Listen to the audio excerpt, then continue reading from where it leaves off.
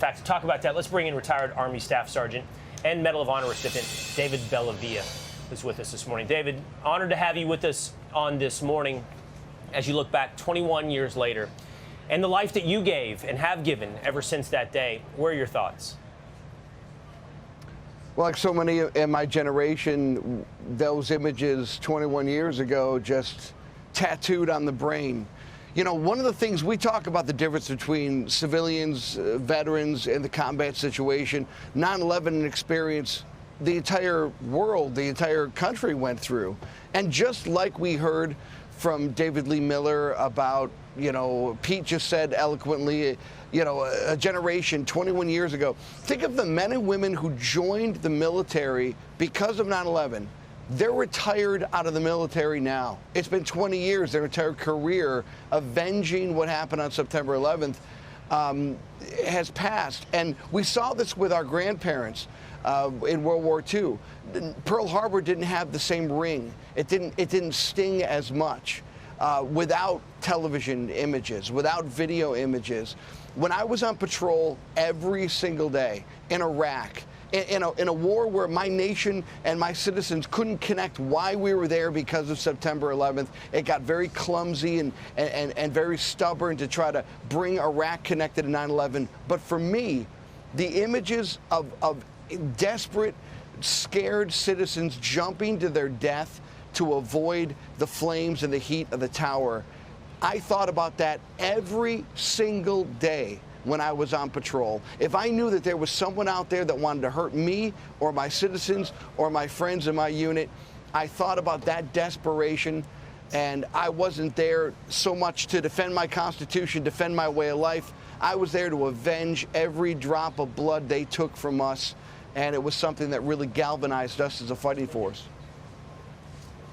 You know, David, you mentioned Pearl Harbor, and that's one of the debates and discussions the three of us have had, too. It doesn't have the same resonance with us the way it would have that generation. It's inevitable that 9/11 will not have the same connection to people who are not alive that day, although we're keeping the memory alive. The difference between that is the Imperial Japanese were defeated and eventually became our allies, whereas in this case, the Taliban have reconstituted and reconnected with al-Qaeda 21 years later. Radical Islam is still a threat. What do you make of, 1 year since the botched Afghanistan withdrawal, where we are in the legacy of 9/11? Right. The difference being that we just armed, equipped, and refooted Emperor Hirohito in Imperial Japan. This is salty. I mean, look, you could say, how many years are we removed from September 11th? There may have been a time for a people to get to a point where we could start talking about September 11th as being, this happened, and here was our response, and this is why we're hypervigilant. But after what occurred a year ago in Afghanistan, when September 11th hit, the VAs in America were rocked, and the veterans that were showing up, the generation that was showing up to deal with the trauma of September 11th was the Vietnam generation. Just like when Pearl Harbor happened, it was the World War I veteran that was struggling. It's always the generation that has seen combat that then has to deal with the fact that their sons and daughters are going to have to go through it as well. Took 21 years to salve the wounds of what we all saw on September 11th. Afghanistan exacerbated, and unfortunately, I don't think we've even gotten to the top of how damaging our withdrawal from Afghanistan has been. Yeah, there's no question about that. And that our government hasn't really learned the lessons of this, in my opinion. Since Joe Biden was elected, we have 81 known terrorists who have crossed our southern border. I'm just so confused. We've done so much to upend people's lives at airports, and we're still doing many of the security measures that were implemented post 9/11, and yet our border is wide open, and our government knows that known terrorists have come across, and they still haven't closed it. Known terrorists, that number, that statistic, that data point is just so frustrating. What we know of, right? But as you said, look, I mean, it's very easy to Monday morning quarterback all things. This is the nature of military operations. There's a political side to it, the public side to it. And it's very easy to look at the Bush administration and say, what were you thinking, right? But don't forget that there were 8 years under Barack Obama where every one of running on a platform of bad war, good war, forget Iraq, let's move forward, focus on Afghanistan. This was the nexus of every one of the talking points that brought those 8 years to the American people. And yet through that all, through all of the lessons learned, we still have the mastermind of Al-Qaeda eating Subway sandwiches at Gitmo. I mean, talk about, a black eye to the American way of, forget about the victims, forget about the families. This is about who we are as a nation. If we can't come to terms with military tribunals, civilian, get Judge Judy. Someone out there has to acknowledge this thug and the leader and get to the answers. You want to dispel conspiracies and nonsense. You put the facts out there. You stand behind what happened on September 11th. Both parties own responsibility here. So I think that's a fascinating place to pick up the conversation, the question that Pete introduced, David, and I want to turn to you with this. So I think it is important to say December 7th, 1941 is a day that now lives in our history books.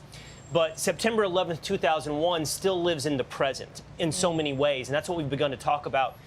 Obviously, we're talking to a member, and we have one sitting on set with us, of our greatest generation that responded to 9/11. So it's not simply in the past.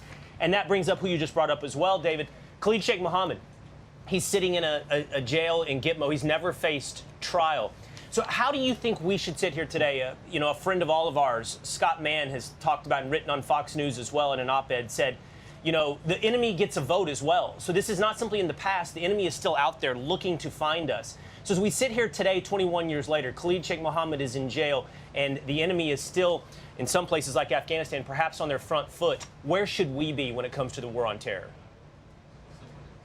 Hyper vigilant, hyper aware, and as you mentioned, the greatest generation in World War II, it was the average citizen that was correcting people on the streets every day about Pearl Harbor, right? People didn't even know where was Hawaii a state. It wasn't at the time. Is it a protectorate? What's so important about Pearl Harbor? What does it matter that Japan, the only people killed there were service members, differentiate. None of that was a factor to a generation that said, I don't know where Pearl Harbor is. I don't understand what's going on in foreign policy, and I get all my news from a radio.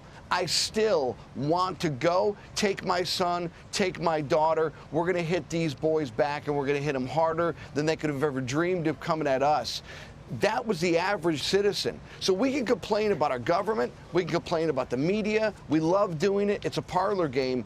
American citizens have to be the beacon of that information to everyone. And a guy like Khalid Sheikh Mohammed sitting around for 21 years, this needs to be brought up every single day, not just on the anniversary of September 11th.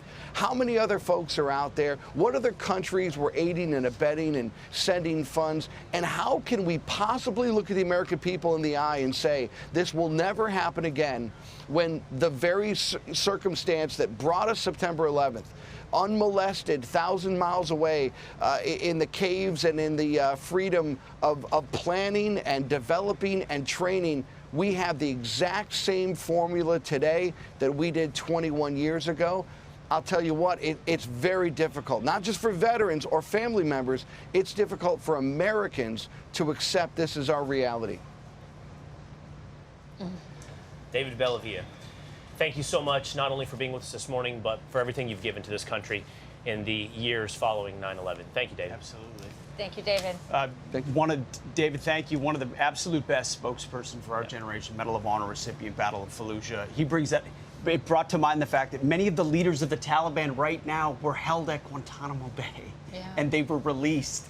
Now they're in charge, and we can't even put on trial the mastermind of 9/11. If you're our enemy, does that look serious to you? That's what I was just going to say. It's not just even about the war on terror, the sort of Islamic threat that we have.